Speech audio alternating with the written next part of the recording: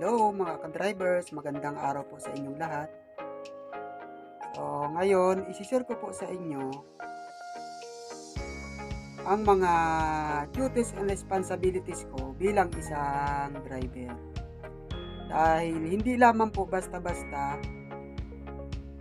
ang responsibilidad ng isang driver. Dahil nga po sa buhay, ang nakasalalay ng mga tao o pasahero na sinasakay natin sa pang-araw-araw natin na pagmamaneho, kailangan po mapanatili po natin yung kaligtasan ng bawat biyahe natin. So, unang-una po, bago bumiyahe, nandyan po yung pag-check up ng ating sasakyan. Kailangan mapanatili po natin ang pag-check up ng tinatawag natin na blow baggage upang makaiwas po tayo sa mga anumang aberya o anumang aksidente na hindi natin inaasahan. Kailangan po tayo ay maging mapanuri tayo sa ating sinasakyan.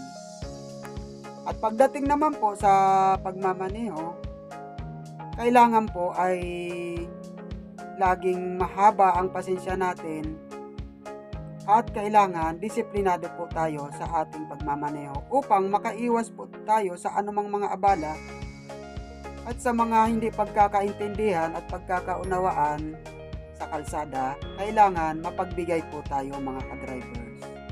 Lalong-lalo na po dyan sa mga baguhan pa lamang po na drivers. So, sana po may matutunan po kayo sa aking isinishare based po doon sa na-experience ko sa aking pagmamaneho.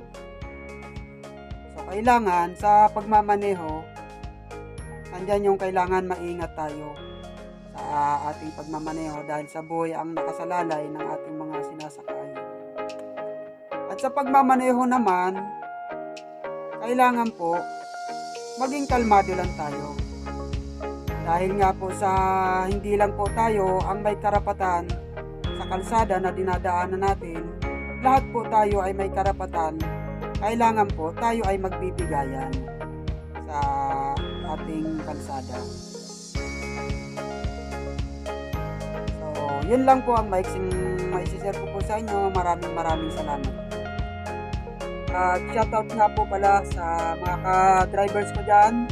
Biyaheng Ebiden, kay Paring Cortez, shoutout po sa iyo. Kay Paring Glenn, shoutout po sa iyo. At sa OIC nyo na si Vergara, shoutout po.